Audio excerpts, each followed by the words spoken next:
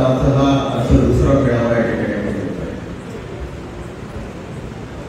भारतीय जनता पार्टीचे नवनीतजी राणा यांना या ठिकाणी आपण कमळाचा चिन्ह या ठिकाणी दिला आणि फार जबरदस्त प्रतिसाद आपल्याला अमरावती जिल्ह्यामध्ये पाहायला मिळतो. मला असं वाटते की अमरावती शहरामध्ये जिल्ह्यामध्ये पहिल्यांदा भारतीय जनता पार्टीचे कमळ या ठिकाणी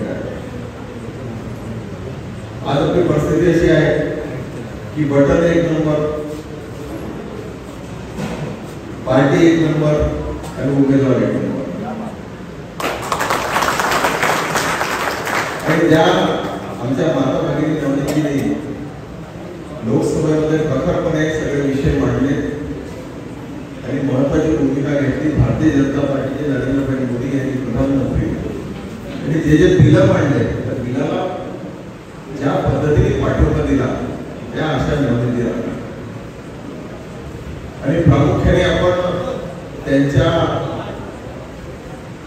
उमेदवारीच्या अनुषंगाने बैठक घेतली. आज नरेंद्रभाई मोदींनी हा महाशक्ती देश बनवण्याचा ठरवला आणि आपण सगळे लोक पाहतोय की 2010 नंतर 2014 नंतर 10 वर्षामध्ये हा देश बनवलेला आहे. आज नुसतं देशच बदललेला नाही तर मोठ्या प्रमाणामध्ये त्याचं परिवर्तन आपल्याला लहान लहान व्यक्तींना छोट्या समाजामध्ये सुद्धा पाहायला मिळते. या ठिकाणी प्रत्येकाच्या हाताला काम मिळालं पाहिजे या चळवळीत विज्ञानी जे आहेत आमचे माजी नगरसेवक त्यांचं ऑपरेशन झालं पण चंदूबाई अजून टकाटक आहे. असे सगळ्यांनी टकाटक राहिलं. त्या ठिकाणी नरेंद्रभाई मोदींनी सुरुवात केली की शेवटच्या माणसापर्यंत कसं पोहोचता येईल आणि ते शेवटचा व्यक्ती हा देशाच्या महाशक्तीमध्ये कसा त्याचा हातभार लागेल याची सुद्धा त्यांनी प्रत्येक व्यक्तीचा विचार केला गेला. आणि आज आपलं इलेक्शन डिक्लेअर झालं आणि या देशामध्ये जितके महापुरुष आहेत त्यांच्या सुद्धा जयंत्या या निमित्त सगळ्या एकाच वेळेस झाल्या. म्हणजे सोबतच नरेंद्रभाई मोदींना महापुरुषांचे सुद्धा आशीर्वाद आहे हे सिद्ध या ठिकाणी. आज महात्मा ज्योतिबा फुलेंचं सुद्धा या ठिकाणी जयंती आहे. आपण सगळ्यांनी अभिवादन केलं आणि अनेक जयंत्या या अनुषंगाने या ठिकाणी आल्या. याचा अर्थ की नरेंद्रभाई मोदींना महाशक्ती देश बनवण्यासाठी त्याचा पूर्णतः त्यांचा आशीर्वाद आहे असं या ठिकाणी.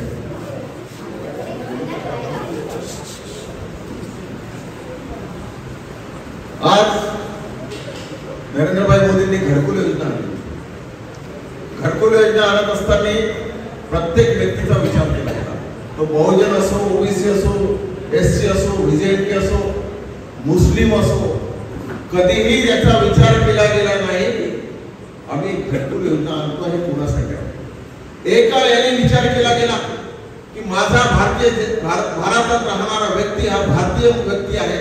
प्रत्येकाला त्याचा मोबदला, त्याला प्रत्येकाला त्याचं संरक्षण मिळालं पाहिजे हे नरेंद्रभाई मोदींनी करून टाकलं. 70 वर्षाच्या काळामध्ये काँग्रेसने काय केलं? बरेच जण प्रश्न विचारतात. आम्ही सुद्धा आमच्या वाटण्यात सांगतो की 70 वर्षामध्ये भारतीय जनता पार्टीने काय केलं नाही आणि काँग्रेसने काय केलं. 10 वर्षामध्ये भारतीय जनता पार्टीने जे केलं ते काँग्रेसने 70 वर्ष. अरे छोट्या छोट्या माणसाचा विचार केला गेला. शिक्षणापासून तर आरोग्यापर्यंत सगळे सेवा देण्याचं काम भारतीय जनता पार्टी नरेंद्रभाई मोदींनी केलं. शिक्षण ही फ्री मिळालं पाहिजे ही सुद्धा संकल्पना नरेंद्रभाई मोदींनी या देशामध्ये मांडली. या देशामध्ये प्रत्येकाला जाती समाज न पाहता येणारा काळ 100% शिक्षण मिळालं पाहिजे. तो शेतकरीचा व्यक्ती मुलगा असो, एखाद्या हातगाडीवरचं काम करणारा माणूस असो, त्याच्या सुद्धा मुलाला तो डॉक्टर झाला पाहिजे, इंजिनियर झाला पाहिजे. प्रामुख्याने याचा सुद्धा विचार केला गेला. आम्ही काय म्हणतो की देशामध्ये तिसऱ्यांदा नरेंद्रभाई मोदी बसले पाहिजे, प्रधानमंत्री झाले पाहिजे. याचं कारणच असं आहे की शेतकऱ्याच्या शेताला सुद्धा 24 तास पाणी आणि 24 तास इलेक्ट्रिसिटी मिळाली पाहिजे. प्रामुख्याने नरेंद्रभाई मोदींनी याची सुरुवात केली. समान कायदा केला पाहिजे. समान कायदा यासाठी पाहिजे की तुमच्या आमच्या घरी एकच 2 लेकरं आहे. बाकीचे जे फौजच आहे, कोणाची तर क्रिकेटची फौज आहे, तर कोणी अजून कायच्या फौज आहे. या फौजीला सुद्धा बंधन आलं पाहिजे, त्यासाठी समान कायदा आहे. आणि देशात शिक्षण एक असलं पाहिजे, नाही तर तिकडे दुसरं शिक्षण चालू आहे आपण वेगळं शिक्षण शिकतो. त्यासाठी देशात सुद्धा एक शिक्षण एक पॉलिसी असली पाहिजे, ही नरेंद्र भाई मोदींची संकल्पना. आपण पाहतो शिवराजी तिकडे चालतात कुठे कोणते लहान लहान पोरांना सांगितलं भारत मदरसा, एक शिक्षण एक देश, हे नरेंद्र भाई मोदींचं स्वप्न. मला एक सगळ्या देशामध्ये आमच्या राहायचं आणि कोण गायचं पाकिस्तानचं हे चालणार नाही. प्रामुख्याने नरेंद्र भाई मोदींनी हे सुद्धा हे पाहिजे. मला असं वाटतंय की प्रधानमंत्री आवास योजनेला स्वच्छता नाही आपण या ठिकाणी आणलं, ज्याला आपण इज्जत घर म्हणतो. आमची माता बहिणी खेड्यामध्ये जर पाहिलं तर गोदरी नावाचा एक प्रकार होता. माझी माता बहिणी त्या रस्त्यावर बसायची आणि कोणी गावात आलं संध्याकाळी की त्या ठिकाणी ती बिचारी उभी राहायची, आपलं स्वागत आहे, जाताना धन्यवाद म्हणून बिचारी बसायची. अशी परिस्थिती या देशामध्ये होती. 70 वर्षात काँग्रेसने काय केलं? माझ्या माता बहिणीचा कधी विचार केला की माझी माता बहिणी रस्त्यावर स्वच्छतेला बसते? तिची इज्जत उधळण्याचं काम या अर्थाने काँग्रेसने केलं. नरेंद्र भाई मोदींनी आल्यानंतर ठरवलं की माझ्या माता बहिणीला घरीच स्वच्छालय मिळालं पाहिजे. प्रामुख्याने याची सुरुवात केली आणि खऱ्या अर्थाने 33% आरक्षण देण्याचं काम सुद्धा नरेंद्र भाई मोदी केलं. त्या माझी माता बहिणी खासदार झाली पाहिजे, आमदार झाली पाहिजे, आयएस झाली पाहिजे, आयपीएस झाली पाहिजे, डॉक्टर झाली पाहिजे. सगळ्यात महत्वाचं काम 33% आरक्षण नरेंद्र भाई मोदींनी देण्याचं काम. 70 वर्ष काँग्रेसने काय केलं? जे 10 वर्षात आम्ही केलं ते 70 वर्ष काँग्रेस करू शकला नाही. हे प्रामुख्याने सांगण्याचं काम या ठिकाणी आहे. पहिल्याच्या काळात तुम्ही पहा, सगळे मरणारे लोक होते सरकारी दवाखान्यामध्ये. गोरगरिबांनी जायचं कुठं तर सरकारी दवाखान्यात, श्रीमंतांनी जायचं कुठं टाटा बिर्लाच्या हॉस्पिटलमध्ये, डॉक्टर बोंडेच्या हॉस्पिटलमध्ये. आता एक कायदा या ठिकाणी आणला की सगळ्यांसाठी एकच कायदा. 10 लाखापर्यंत किती गरीब माणूस असला तर त्याला सुद्धा टाटा बिर्लाच्या हॉस्पिटलमध्ये जाऊन त्याला सुद्धा आरोग्याची सेवा मिळते. हे प्रमुख काम केलं या ठिकाणी. नाही तर पाय घासणारा गरीब माणूस पाय घासून राहिला, श्रीमंत होऊन राहिला. ही महत्वाची या ठिकाणी जी रेषा होती, रेषा थांबवण्याचं काम नरेंद्र भाई मोदींनी या ठिकाणी केलं. अरे राम मंदिराचं स्वप्न आपण अनेक वर्षापासून पाहत होतो की राम मंदिर या देशात झालं पाहिजे. अरे काँग्रेसच्या काळामध्ये 500 वर्ष संघर्ष करावा लागला, राम मंदिर झालं नाही. राम मंदिर आपला बोलत असताना रामलल्ला आपल्या कुठेतरी एखाद्या कुटीत बसले होते. नरेंद्र भाई मोदीने चांगलं राम मंदिर या अयोध्येमध्ये तयार केलं आणि राम लल्लाला त्या ठिकाणी विराजमान करण्याचं काम नरेंद्र भाई मोदी. आता आपण म्हणतो जय श्रीराम, तेव्हा काँग्रेसच्या काळात जय श्रीराम म्हणायची कोणाची हिंमत नव्हती. कोणी म्हणू शकत नव्हतं जय श्रीराम म्हटलं तर जेलात टाकेल का, ही काँग्रेसची भीती या ठिकाणी तयार झाली.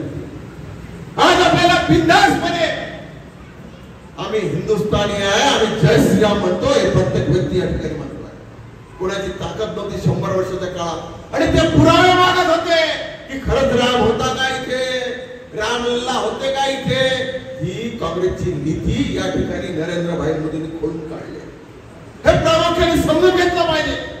हा देश महाशक्ती होत असताना प्रत्येकाचं कॉन्ट्रिब्युशन याच्यामध्ये असलं पाहिजे. नरेंद्र भाई मोदींनी या ठिकाणी सांगितलं. त्या ठिकाणी विश्वकर्मा योजना आणली. विश्वकर्मा योजना कशासाठी आणली की विश्वकर्मा योजना यासाठी आणली की 12 बलुतेदार जे लोक आहेत त्यांना हाताला काम मिळालं पाहिजे, रोजगार मिळाला पाहिजे आणि त्या माध्यमातून माझा देश महाशक्ती झाला होण्यासाठी त्यांचा सुद्धा हातभार या देशाला लागला पाहिजे. म्हणजे एवढी संकल्पना मांडली का मी या देशाचा प्रधानमंत्री आहे, मी महाशक्ती देश करणार नाही, माझा शेवटचा माणूस सुद्धा देश महाशक्ती देश करत असताना त्याचा सुद्धा हातभार लागला पाहिजे. हे प्रामुख्याने नरेंद्र भाई मोदींनी संकल्पना केली. 70 वर्षाच्या काळात आपण काय पाहिलं? इंदिरा गांधी आली, राजीव गांधी आले, अनेक काँग्रेसचे मोठे नेते आले.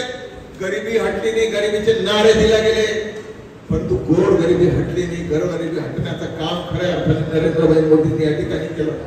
काश्मीरची 370 कलम हटवली. तुम्हाला सगळ्या लोकांना वाटतं 370 कलम हटवली म्हणजे केलं काय? आणि या ठिकाणी तुम्हाला एक सांगतो की ज्या ठिकाणी मोठ्या प्रमाणामध्ये दहशतवाद्याची कारवाई चालत होती आणि रोज अटॅक होत होते, रोज माझे सैनिक मरत होते या देशाचे, ते खऱ्या अर्थाने 370 कलम हटवल्यानंतर थांबले. आज तुम्ही पेपर उचलून पहा, कुठल्या टीव्हीचे न्यूज ओपन करा, तुम्हाला दहशतवादी कारवाया थांबल्यासारखं तुम्हाला वाटतील आणि तुम्हाला कधी असं वाटणार नाही का देशामध्ये मोठ्या प्रमाणात कारवाया चालू आहे, दहशतवादी कारवाया चालू आहे. आज थांबले नाही तर तुम्हाला एक सांगतो की इकडून आपल्याला अटॅक यायचा की मुंबईमध्ये बॉम्बस्फोट होणार आहे, चायनामध्ये कुठल्या दुसऱ्या आपल्या स्टेटमध्ये बॉम्बस्फोट होणार आहे. पण या 10 वर्षाच्या काळामध्ये जर आपण पाहिलं तर मोठ्या प्रमाणात हे कारवाई थांबलेल्या आपल्याला पाहताना दिसतात. मला याचा आनंद आहे, आपल्याला सुद्धा आनंद आहे की खऱ्या अर्थाने देश हा महाशक्ती होत आहे. आज आपले पोरं अनेक ठिकाणी शिकायला गेले. जयेंद्रांनी या ठिकाणी सांगितलं की जेव्हा आपला पोरगा वेगळ्या देशाच्या एअरपोर्टवर जातो, चायना असो, दुबई असो, सिंगापूर असो, अमेरिका असो, त्या ठिकाणी भारताच्या पोराकडे पाहण्याचा दृष्टिकोन या देशाचा या लोकांचा बदललेला आहे. नाही एक काळ होता अमेरिकेमध्ये सुद्धा पासपोर्ट आमच्या मोदीजींना देण्यासाठी नाकार दिला होता आणि आता तोच अमेरिका आम्हाला लाल रंगाचं कार्पेट टाकून म्हणते नरेंद्र भाई आप आ जाइए हमारे पास में. म्हणजे एवढा देशामध्ये फरक पडलेला आहे, आज 70 वर्षात कधी पडलेला नव्हता. आज सगळ्या आपल्या देशातील जे लोक आहेत, जवळपास 4 कोटी लोक वेगवेगळ्या देशामध्ये आहेत, त्यांच्याकडे पाहण्याचा दृष्टिकोन टोटल बदललेला आहे. हा कोणामुळे बदलला आहे? हा नरेंद्र भाई मोदीमुळे बदललेला आहे. हे प्रामुख्याने आपण समजून घेतलं पाहिजे. नवनीत राणाचा एक छोटा हे आहे की नवनीतीला आपण नवनीतीला म्हणजे प्रधानमंत्री साठी पदासाठी हात वर करणारी व्यक्ती आपल्याला अमरावतीतून पाठवायचा. कॅन्डिडेट 1 नंबर, नवनीती 1 नंबर आणि भारतीय जनता पार्टी 1 नंबर. आता आपण ठरवलं पाहिजे की 26 तारखेला मी माझ्या घरातली सगळी मतं 26 तारखेला कमळावरती टाकल्याशिवाय राहणार नाही. आणि उद्यापासून सुरुवात केली पाहिजे. प्रत्येकाने 100 लोकांना फोन केले पाहिजे की माझं मत कमळालाच आहे. हे ज्या दिवशीपासून सुरुवात करा, आपण तुम्हाला सगळं निवडून तर येणार नाही, कारण नरेंद्र भाई मोदींच्या नावावर आपण निवडून येणार आहे. तुम्हाला एक सांगतो की 3 लाखापेक्षा जास्त आपल्याला मत मिळाले तर आपला त्याचा जास्त विजय महत्वाचा आहे. निवडून येणं फार सोपं आहे, तर नरेंद्र भाई मोदींच्या नावावर आपण निवडून येणार. पण आपल्याला जर 3 लाखापेक्षा अधिक मत जर मिळाले तर त्याचा आपल्याला फायदा होईल. आपण अमरावतीकरांनी, भारतीय जनता पार्टीच्या कार्यकर्त्यांनी, पदाधिकाऱ्यांनी काम केलं हे आपल्याला सिद्ध करतात. आणि खऱ्या अर्थाने आपण नरेंद्रभाई मोदींना तिसऱ्यांदा प्रधानमंत्री करायसाठी आपण सगळ्यांनी काम केलं, हे सुद्धा त्याचं महत्व आहे. आज या ठिकाणी उज्ज्वला गॅस योजना आणली. उज्ज्वला गॅस सोडून द्या, प्रत्येक महिलेला उज्ज्वला गॅसच्या अंतर्गत सिलेंडर मिळालं. पण नरेंद्रभाई मोदींच्या एका हाकेवरती आम्ही बसलेले या ठिकाणचे लोक, यात बसलेले बरीच लोक, त्यांनी सबसिडी सोडून टाकली. मला एक सांगा, घरामध्ये 2 भाऊ असते, तो म्हणते हा हिस्सा मला पाहिजे, तो हिस्सा मला पाहिजे. पण नरेंद्रभाई मोदींच्या एका हाकेवरती करोडो लोकांनी सबसिडी गॅसची सोडून दिली, हे सुद्धा समजून आपण घेतलं पाहिजे. म्हणजे देशाचा राजा कसा असला पाहिजे, तर देशाचा राजा म्हणे तशी प्रजा वागली पाहिजे. तो आमचा देशाचा राजा